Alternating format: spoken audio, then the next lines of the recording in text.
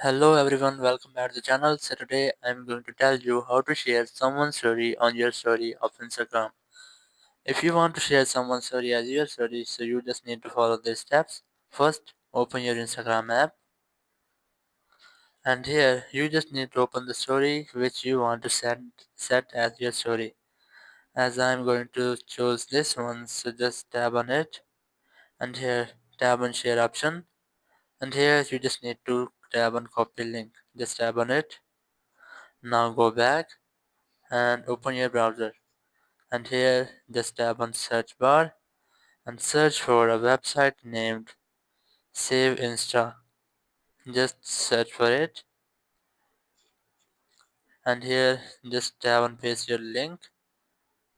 Here paste your copied links and then tap on download. Then close the app, and here you just need to tap on download video. After downloading video, you just have to set it as your own story. Now just go to Instagram again and tap on add story option,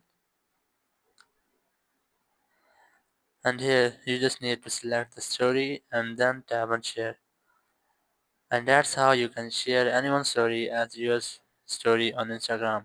Thank you very much for watching the video. Until next video, bye bye.